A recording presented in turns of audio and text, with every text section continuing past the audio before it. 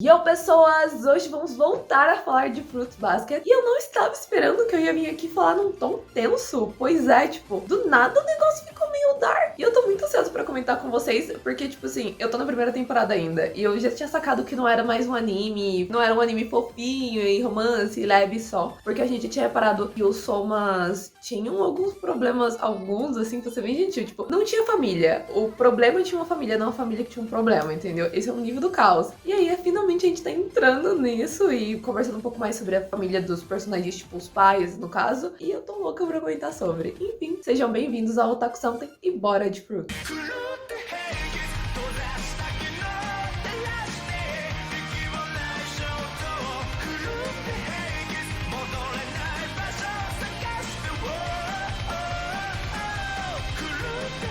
Cara, eu queria começar falando que a gente entrou numa parada dark que em, sei lá, 6, 7 episódios, a gente viu dar ruim com os pais do Momiji, a gente viu dar ruim com os pais da Kissa, a gente viu aquela delinquente que fica andando com a Toru, passado triste dela, e, tipo, foi uma bomba de dark vibes, de sad vibes, e que raios. A aura pesou, assim, o ambiente pesou, a gente ainda teve aquele infeliz aparecendo perto do Yuki, ou seja, cara, foi um negócio tenso atrás do outro. Ali o anime desceu o tom dele, assim, e ficou assim, felicidade, alegria, superação. Agora a gente vai falar de trauma, senhoras e senhores. Eu olhei que eu fiquei assim, caos, gosto de caos. E eu queria comentar um pouquinho, falando mais dos pais. A gente descobriu que, na verdade, as mães, especificamente, são BO, o pessoal dos Zodíacos. Primeiro que esse negócio dos Zodíacos, são poucas pessoas que sabem, é o alto escalão e as famílias envolvidas, e só. Então, não é todo mundo que sabe. Então, literalmente, se você não tá na parte das pessoas que sabem, e do nada você para uma criança, e essa criança pode ser um zodíaco. E detalhe, se você parir uma menina, você só vai descobrir que é um zodíaco na hora que você tá no colo do pai, saca? E se é um menino, assim que você catar no colo, a criança vai fazer puff e se transformar. Aí eu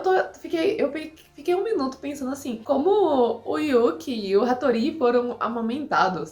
Os bichos maiores, a gente cara, fórmula, né? Porque assim, sem condição de aumentar, viram bichos. Mas enfim, tivemos essa. Aí, passado meu leve momento brisa, a gente começou a conversar um pouco sobre as mães, que ou elas ficam super protetoras, porque é difícil, é complicado, e você tem que ficar de olho pra pessoas de outros gêneros não chegarem perto, ou você detesta a criança. Elas não têm meio termo, elas são 8 ou elas são 80. E aí, a gente tinha conhecido uma mãe, a gente não tinha conhecido quem era o filho da pessoa, mas a mãe parecia de boa. A gente não ouviu falar da mãe dos nossos personagens principais, tirando da Toru, que não é das pessoas que viram bicho, então tá tudo certo. Mas, então, tipo, a gente não tinha tido um acesso, assim, a um personagem desse personagem, a gente tem acesso aos pais deles. Então a gente tava meio solto. Até ali parecia que os problemas deles eram mais voltados ao líder da família, que é bem loucão e bem viciado no Yuki pra piorar a situação. E esse negócio aí do Kyo, que ele é meio exilado da família, o povo se importa com ele, mas ele não tá nos signos e ele é revoltado por isso. Aí era coisa de pressão, deles terem que ficar escondidos, de não poder socializar tanto. Parecia que esses eram os problemas.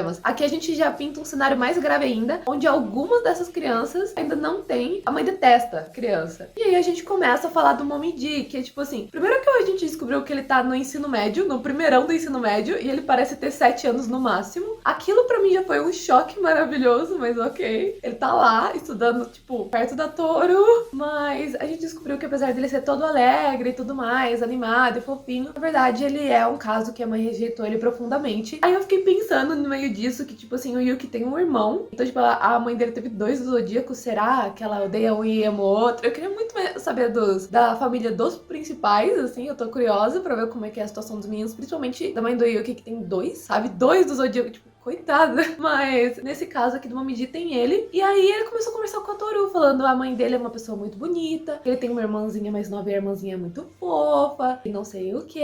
E aí, só que aí a mãe dele surge do nada e fala com o Momiji e o papai é estranho. Não tem uma interação assim, tipo, e aí, filho? Ou tipo, e filho, sabe? Não foi nem amor nem ódio, foi assim, uma interação comum, tipo, encontrei meu vizinho no corredor e ela saiu andando. E o Momiji é tão de sair correndo, abraçar e pedir alento, ele não só parece como uma criança, ele age como uma criancinha, tipo, isso é todo o personagem dele. Foi muito estranho. E aí ele começa a contar pra Toru, eu nunca vi aquela carinha fofa tão sad na minha vida. Aí a gente descobre que, na verdade, o Hattori passou a mão na memória de metade da galera, né?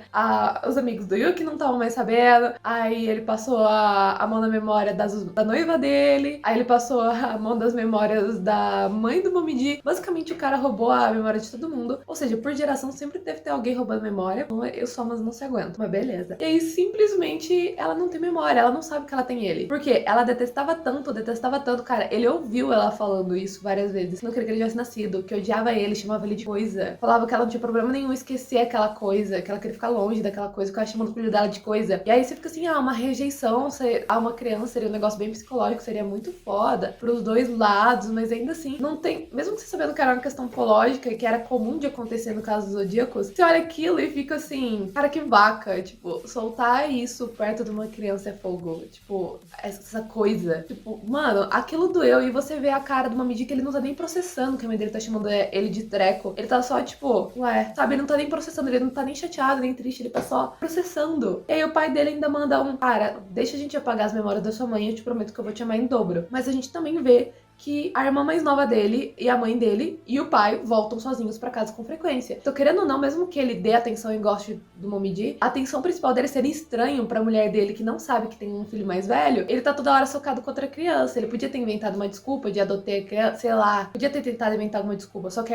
se a irmã ou a mulher abraçar ele, ferrou. Então, mesmo assim, elas vão acabar descobrindo. Mas ele contar e falar assim, resolver acolher essa pessoa e tal. Ou se ela tentar arrumar uma situação melhor pro Momiji, ele simplesmente falou, vou te dar atenção em dobro. Só que, é claro que as pessoas que ele mais dá atenção são a família dele. Ou seja, o Momiji fica largado por aí. Basicamente, a família dele seguiu em frente e ele foi largado pra trás. É muito pesado. E aí a gente sente que, tipo, realmente a vida de todo mundo dos Zodíacos é ferrada. E eles, além de ter o problema com o líder da família, que obviamente é maluco, e serem simplesmente muito restringidos por causa desse negócio de não poder encostar no gênero oposto, de ter esse segredo grande pra guardar, de virar um animal que já deve ser muita coisa, já deve ser muita loucura, eles ainda têm uma rejeição forte, um índice de rejeição forte dentro da própria casa. Aquilo é brabo. E eu achei que a gente não ia falar muito dos pais e que os Zodíacos ficavam mais criados por todos que sabiam, sabe? Mas não, realmente a gente tem os pais deles aparecendo, então agora eu quero saber a situação de todo mundo, tipo, literalmente. Aí a gente é introduzida a Kisa, que, bem, agora tá todos os Zodíacos indo dar um rolê ali pra conhecer um pouquinho mais da Toru, então vai aparecer mais gente em seguida, e aí simplesmente a gente conhece a Kisa, que é uma menininha, e ela tá tendo, tipo, uma mudez seletiva, também por problemas de bullying, mas o problema dela não é só o bullying, porque na casa dela ela também tem a mãe, que tem o mesmo problema de rejeição que a mãe do... acabei de esquecer o nome dele, do Momiji. Hein? Olha eu.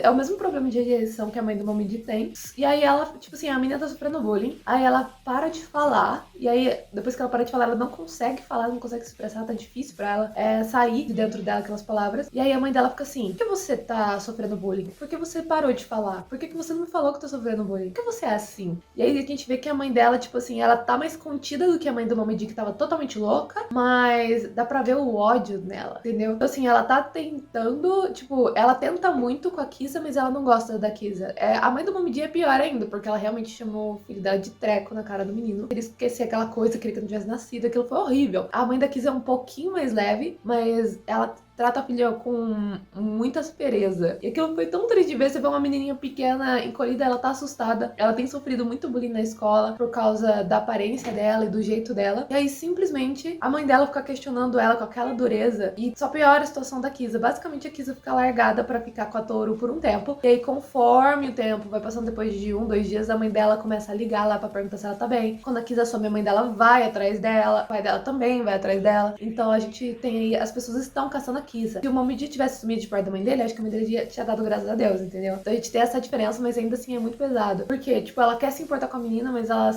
tem uma rejeição natural à menina pela condição do Zodíaco. É aquele que, assim, cara que cede. Basicamente um negócio que podia ser um presente, né? Tipo, eu posso ser eu, mas eu também posso ser um animal. Olha que da hora. É legal pra caramba. Na verdade, é um fardo pesadíssimo que os personagens vão carregando. A gente abriu toda uma gama de possíveis conversas tensas. O anime trata muito de família, diferentes formas de família. Esse negócio de família meio que você consegue montar uma, não é seu pai, sua mãe e tal, você consegue montar uma que é bem legal, é o que a Toru fez com os meninos.